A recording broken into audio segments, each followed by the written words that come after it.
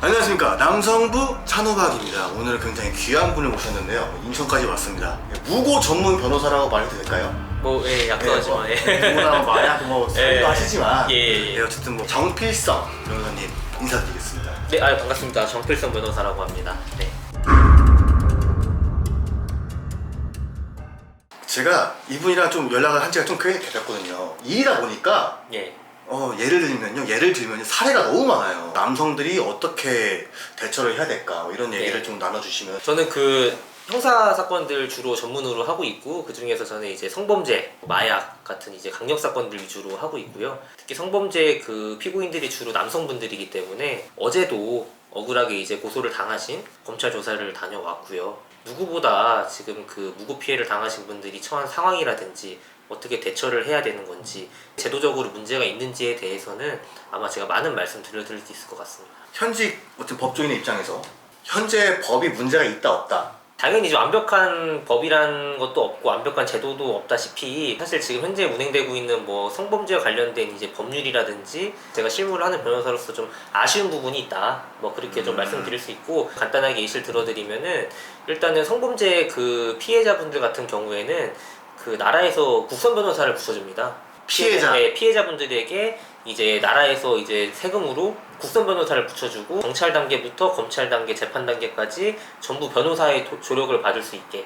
다양한 범죄 이제 피해자들이 있는데 진짜 안타까운 분들도 많고, 이제 도움도 못 받으시고 이렇게 어떻게 대처해야 될지도 모르고, 그런 분들한테는 이제 제도적으로 성범죄 피해자분들처럼 이제 국선 변호인을 뭐 이렇게 선정을 해준다든지 그런 식의 제도는 없는 걸로 그렇게 알고 있거든요. 그러니까 오로지 성범죄인 경우에만 피해자들한테 왜 나라에서 세금을 써서 국선 변호인을 붙여줘야 되냐, 이제 뭐 그 법을 과연 일반 국민들이 과연 납득을 할 수 있을 건지. 또 되게 이슈가 되고 있는 게 보이스피싱 범죄가 되게 핫하잖아요. 그래서 저도 보이스피싱 사건 많이 하고 있는데, 진짜 피해자분들 안타까운 분들 진짜 많으세요. 대부분 뭐냐면은 나이 드신 분들, 그런 분들이야말로 진짜 만약에 딱 피해가 발생을 했을 때 이걸 어떤 조치를 취해야 될지에 대해서 아무것도 모르시거든요. 그런 분들 같은 경우에는 나라에서 지원해주는 제도가 사실 없어요. 그러면서 성범죄 피해자들에게는 경찰 단계부터 피해자 국선 변호사 선정을 해주고, 또 그런 제도도 있습니다. 뭐냐면 피해자가 혹시나 이제 경찰서를 가서 조사를 받는 게 이제 불편할 수도 있으니, 사설 이제 그냥 이런 뭐 복지센터나 이런 기관에서 이제 편한 분위기에서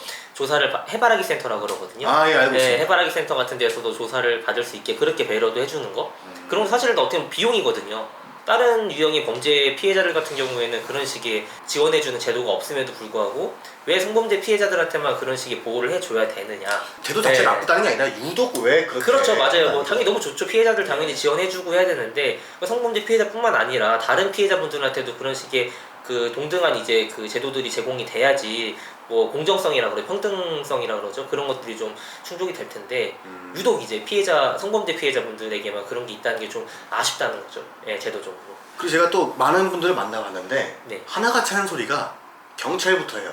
유죄 추정. 그쵸. 예. 이건 어떻게 생각하시는지 좀 궁금합니다. 그러니까 이제 경찰분들도 이제 저도 워낙 가깝게 지내는 분들도 있고 한데, 되게 훌륭한 분들도 많으세요. 현직 경찰분들 진짜 고생 많이 하시고 저도 되게 그 자체로서 존경을 하는데, 이제 가끔씩, 정말 가끔씩 이제 뭐 소위 그분들 입장에서 수사 방식이겠죠. 이런 식으로 좀 강압적인 분위기를 조성을 하고 좀 고함도 지르시고 약간 좀 윽박도 지르시면서 하면은 뭐 자백을 받아내는 자신들만의 이제 수사 기법일 수도 있는데, 제가 얼마 전에 조사 갔을 때도 대놓고 말씀을 하세요. 이 나쁜 새끼라고 해서 제가 이제 항의를 했죠. 당연히 작정해 놓고서 이미 조사를 진행하시는 거고, 그럼 우리는 조사 안 받겠다, 담당 수사관을 교체를 한 적도 있는데.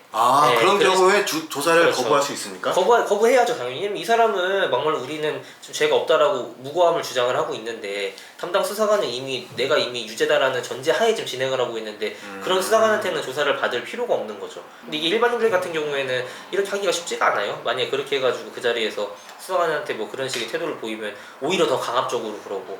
경찰서, 법원 이런 데 한 번도 안 가는 사람들은 일단 쫄고 시작하거든요. 일단 위축돼 있잖아요. 경찰, 검찰 뭐 다 해서 그냥 이렇게 너 유죄야, 나쁜 놈 하면은 그렇죠. 듣다가 보면은 헷갈린대요. 맞아요. 내가 했나? 맞아요. 저는 좀 궁금한 게 진짜 말도 안 되는 사례, 이런 거 좀 듣고 싶거든요. 간단하게 설명을 드리면, 특히 성범죄 같은 경우에는 특징이 뭐냐면 거의 피해자의 진술만으로 인정된 경우가 많아요. 다른 사건 같은 경우에는 뭐 증거가 있어야 되거든요. 예를 들어서 뭐 사기를 쳤다 그러면은 내가 돈을 지급한 뭐 계좌 이체 내역이라든지 최소한 막 그런 식의 증거가 있어야지 진행이 되는데, 성범죄 같은 경우에는 그런 게 전혀 없이 질문 있습니다. 피해자의 진술만으로 유죄를 때리는 게 우리나라 성문법상 말이 되는 거 이치에 맞습니까?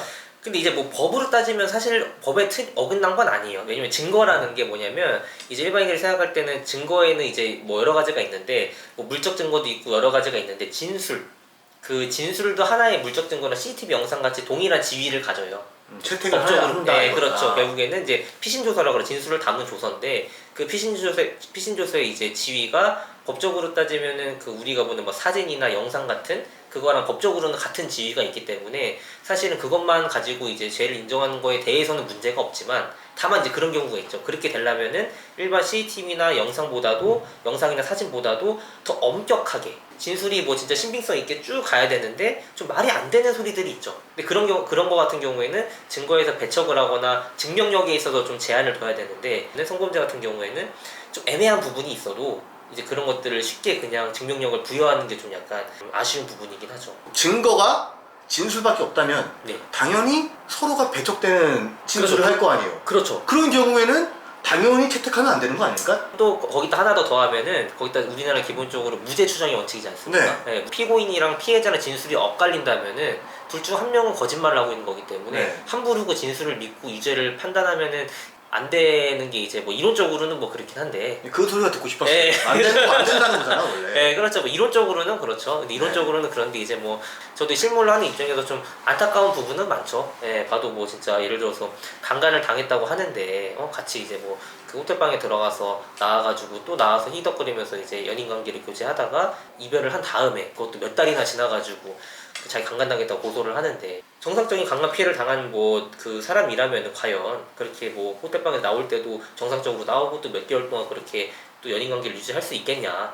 바로 경찰에 신고한 게 상식에 부합하지 않을까? 근데 그런 그 피해자의 말을 이제 신뢰를 해서 유죄가 선고되는 부분들이 있으니까 그런 부분은 좀 안타까운 거죠. 재판 그 판사 측의 논리는 뭐예요? 검사 측의? 어쨌든 간에 뭐 그런 정황은 있으나 네. 그것만으로는 항상 그러죠. 그 정도만으로는 이제 뭐 피해자의 진술의 신빙성을 배척하기는 뭐 어렵다. 뭐 이렇게 가죠. 주로 판례가. 사실상 남성이 방어할 수 있는 방법은 없는 거 아닙니까? 쉽지가 않죠. 정말 쉽지가 않죠. 그나마 재판 같은 경우에 쉽게 말해 증거 기록을 통해서 기본적으로 하거든요. 경찰이나 검찰 통칭해서 수사기관, 뭐 피신 조사도, 뭐 피의자 조사도 하고 피의자 조사도 하고 한 그 기록들, 판사가 기본적으로 증거 기록을 통해서 이제 재판을 진행을 하거든요. 그러니까 증거 기록이 처음 쌓일 때 경찰 단계인 거죠. 네. 그때부터 그나마 좀 변호사를 선임을 하셔가지고 적극적으로 좀 대응을 하시면은 그때는 좀 약간 변동을 줄 수는 있을 것 같아요. 제가 볼 때는 좀 가장 좋은 방법은 일단 피해를 당했을 때 가장 먼저 변호사의 조력을 좀 받는 게 가장 그래도 좀 무고 혐의를 좀 벗을 수 있는 가장 좋은 방법인 것 같아요. 이거 당하시는 분들의 이런 공통점을 보면은 내가 안 했는데 뭐 상식적으로 흘러가겠지 이렇게 생각을 해요. 그리고 경찰이 날 위해서 당연히 내 억울함을 밝혀주겠지. 네. 하지만 명확한 거는 제가 여러분들 말씀드릴 수 있는 거는 경찰은 여러분의 편이 아니죠. 물론 훌륭하신 분들도 많으세요. 경찰은 기본적으로 수사기관이고 내가 피의자로 지목이 됐다면은 피의자는 기본적으로 수사를 당해야 되는 입장이기 때문에 경찰을 우리 편으로 생각을 하면 안 되죠. 구조가 다른 거죠. 난 뭐 아무런 잘못도 없는데 내가 뭐 알아서 뭐하러 변호사까지 써야 돼 그 돈 들여가지고. 근데 그렇게 하다가 이제 들어가시는 분들이 많아요. 좀 이상한데? 이상하게 흘러가는데? 왜 이러지 하다 재판 넘어가면 그때 가서 이제 변호사 선임해서 대응을 하면은 사실은 늦죠.